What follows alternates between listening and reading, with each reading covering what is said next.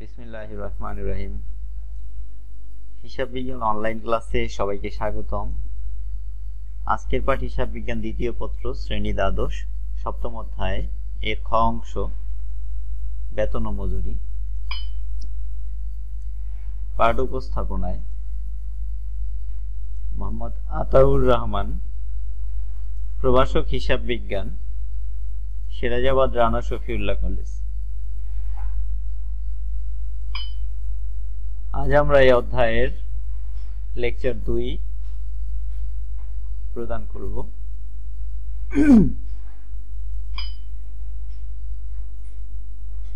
বেতন কি? আমরা জানি প্রতিষ্ঠানে কর্মকর্তা বা কর্মচারীগণ তাদের মানসিক পরিশ্রমের বিনিময়ে যে পারিশ্রমিক গ্রহণ করে তাকে বেতন বলে। অর্থাৎ এটা মানসিক পরিশ্রম, কায়িক পরিশ্রম নয়, এটা একটু খেয়াল রাখতে হবে। আর বেতন সাধারণত মাসিক এর ভিত্তিতে প্রদান করা হয়। এরপর আসা যাক মজুরি কি। মজুরি হচ্ছে উৎপাদন কাজে নিয়োজিত শ্রমিকদের শারীরিক বা কায়িক শ্রমের বিনিময়ে যে পারিশ্রমিক প্রদান করা হয় তাকে মজুরি বলে। মজুরি সাধারণত দৈনিক হতে পারে, সাপ্তাহিক হতে পারে, অর্থাৎ এটা দৈনিক ও সাপ্তাহিক ভিত্তিতে প্রদান করা হয়। তো আমরা বেতন মজুরির জন্য কিছু উপার্জন এবং কিছু কর্তন চিনে নেই। উপার্জনের প্রথমেই থাকে মূল বেতন, এর সাথে অতিরিক্ত সময় বা ওভারটাইম মজুরি, এটা একটা অতিরিক্ত সুবিধা। অর্থাৎ মূল বেতনের সাথে কিছু সুবিধা থাকে যেগুলো যোগফলকে মোট উপার্জন বলে। তো তৃতীয় সুবিধা হচ্ছে মহার্ঘ ভাতা। মহার্ঘ ভাতা হচ্ছে যখন বাজারে দ্রব্যমূল্য বেশি থাকে, দ্রব্যমূল্যের দাম বেশি থাকে, তখন শ্রমিক বা কর্মচারীর ক্ষেত্রে সেটা ক্রয় করা সামর্থ্যের বাইরে চলে যায়, কিন্তু প্রতিষ্ঠান তাদের বেতন বৃদ্ধি করতে পারে না। এমত অবস্থায় মালিক পক্ষ কর্মচারীদের সমস্যা বিবেচনা করে সাময়িক সময়ের জন্য কিছু অতিরিক্ত টাকা দেয়, যেটাকে মহার্ঘ ভাতা বলা হয়। অর্থাৎ সাময়িক সুবিধা প্রদান করা আর কি, এক ধরনের। বেতন বৃদ্ধি না করে তাদের সমস্যা নিরসনে সাময়িক সুবিধা, এটাই হচ্ছে মহার্ঘ ভাতা। বোনাস, বোনাস আমরা জানি যে ঈদ বোনাস, উৎসব বোনাস ইত্যাদি। অন্যান্য ভাতা যেমন মোবাইল বিল, চিকিৎসা বিল, যাতায়াত ভাতা ইত্যাদি।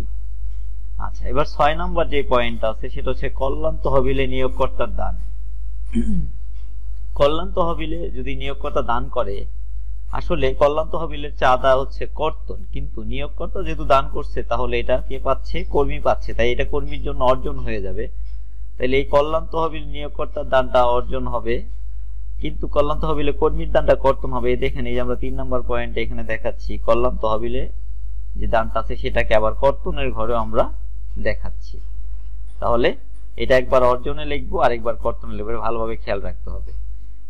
এরপরে কর্তনের মধ্যে বিভিন্ন ফান্ডে বা তহবিলে কর্মীর যে সকল দান আছে, যেমন প্রভিডেন্ট ফান্ডে দান, কল্যাণ তহবিলে দান ইত্যাদি। এরপরে অগ্রিম কর্তন, অর্থাৎ অগ্রিম বেতন যদি কেউ নিয়ে থাকে সেটা কেটে রাখা। এরপরে হচ্ছে কল্যাণ তহবিলে নিয়োগকর্তার দান, এটাও আবার আমরা কর্তনের ঘরে বসাবো। তার মানে কল্যাণ তহবিলে যদি নিয়োগকর্তা দান করে সেটা একবার অর্জনে লিখবো আর একবার কর্তনে লিখবো। আর কর্মীরটা তো কর্তনে লিখবোই, অর্থাৎ কর্তনীটা আসলে ইনডিরেক্টলি দুইবার বসতেছে, একবার এই যে কল্যাণ তহবিলে কর্মীর দান, আবার কল্যাণ তহবিলে নিয়োগকর্তার দান। এটা আমরা একটু ভালোভাবে খেয়াল রাখবো। এখন আমরা চলে যাই, আমরা কিভাবে নিট মজুরি বা বেতন বের করি সেটা দেখে নিই। আমরা আসলে মোট বেতন থেকে মোট কর্তন বাদ দিয়ে দিই, তাহলে আমরা পেয়ে যাই নিট বেতন, অথবা মোট মজুরি থেকে মোট কর্তন বাদ দিয়ে দিলে পাওয়া যায় নিট মজুরি। এইভাবে আসলে এটা নির্ণয় করতে, অর্থাৎ মোট উপার্জন থেকে মোট কর্তন বাদ দিলেই নিট বেতন বা মজুরি পাওয়া যায়। আর এই টাকাটা আসলে চেকে বা নগদে প্রদান করা হয়। এখন আসা যাক, আজকে আমরা একটি প্রশ্নের সমাধান করব। প্রশ্নটি হচ্ছে 2012 সালের মে মাসের জন্য রাহাত, বাদল এই দুজনের বেতন সম্পর্কে তথ্য পাওয়া গেল।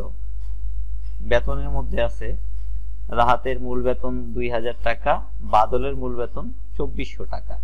মহার্ঘ ভাতা হচ্ছে 50%। আসলে মহার্ঘ ভাতাটাই সবসময় মূল বেতনের পার্সেন্টেজ গুলাকে মূল বেতনের উপরে ধরতে হবে। তাহলে 2000 টাকার উপরে 50% মানে 1000 টাকা মহার্ঘ ভাতা হবে, আর 2400 টাকার 50% হবে 1200 টাকা মহার্ঘ ভাতা। যাতায়াত ভাতা 600 টাকা 500 টাকা দেয়া আছে, চিকিৎসা ভাতা 200 টাকা 200 টাকা দেয়া আছে। ওভারটাইম 300 টাকা, 250 টাকা দেয়া আছে। প্রভিডেন্ট ফান্ডে কর্মীর দান, এটা আসলে কর্মীর দান 10%, 10%, তাহলে এটাও মূল বেতন করে ধরতে হবে। 2000 টাকার 10% কত হয়? 200 টাকা। আর 2400 টাকার 10% কত হয়? 240 টাকা। বেতন থেকে অগ্রিম কর্তন 250 টাকা, 200 টাকা। তাহলে এখন আমরা এখান থেকে যেটা বুঝতে পারলাম, এখানে আমাদের অর্জন হচ্ছে 1 2 3 4 5টা অর্জন আছে, আর কর্তন আছে 2টা। প্রভিডেন্ট ফান্ডে কর্মীর দান আর বেতন হতো অগ্রিম কর্তন। তাহলে অর্জন হচ্ছে 5টা, কর্তন হচ্ছে 2টা। আমরা যে ছকটা আঁকবো সেই ছকটা একটু দেখি। আমরা সমাধান করার জন্য ছকে চলে যাই। ছকটা এরকম। প্রথমে আমরা লিখবো বিভাগ, প্রতিষ্ঠানের নাম, বেতন বিবরণী, আর মে মাস 2012-16 এই তারিখটা উল্লেখ করব।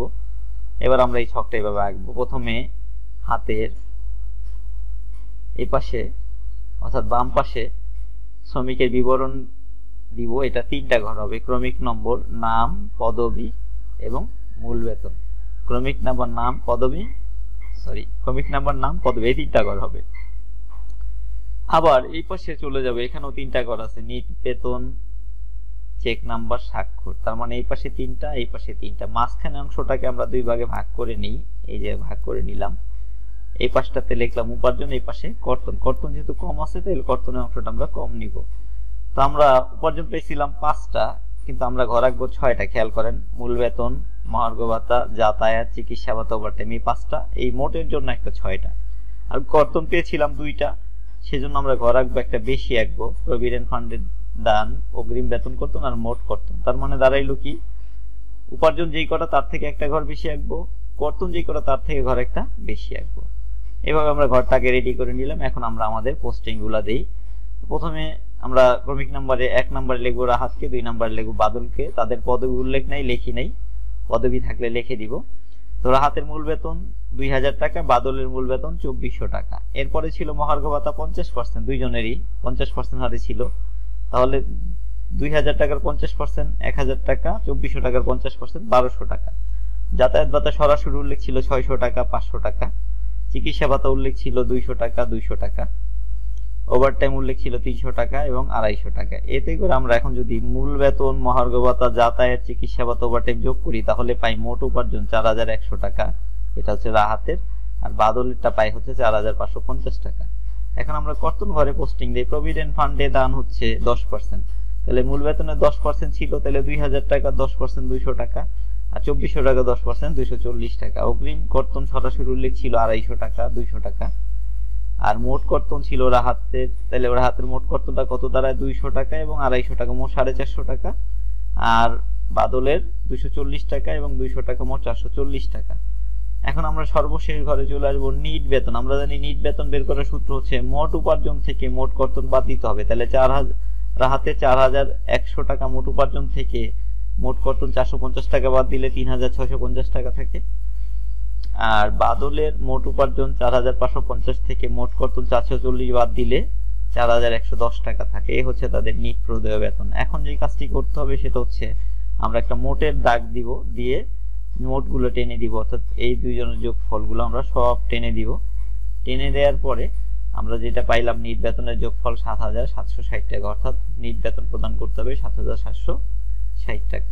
আসলে এভাবে বেতন মজুরি ছকে উপস্থাপন করতে, এটা খুবই একটি সহজ অঙ্ক শেখার জন্য। আর নিচে যেটা দেয়া আছে, প্রস্তুতকারক, হিসাবরক্ষক, প্রধান হিসাবরক্ষক, ব্যবস্থাপক, কেশিয়ার, এভাবে আমরা একে রাখবো, কিন্তু এখানে কারো স্বাক্ষর দিব না, কারণ আসলে আমরা তো একটা নমুনা ছক এঁকেছি। এখানে আমাদের প্রধান হিসাবরক্ষকও নাই, ব্যবস্থাপকও নাই, কেশিয়ারও নাই। এটা হয়তো কার্যক্ষেত্রে গেলে, আমরা যখন অফিসে কাজ করব তখন হয়তো প্রয়োজন পড়বে, এখন আপাতত প্রয়োজন নাই। এটা জাস্ট এঁকে রাখবেন। এই ছিল আজকের ক্লাস। নিজেকে নিরাপদ রাখুন, অন্যকে নিরাপদ রাখতে সহায়তা করুন এবং মনোযোগ সহকারে পড়াশোনা করুন। আজকের লেকচারটি শেষ পর্যন্ত দেখার জন্য সকলকে ধন্যবাদ।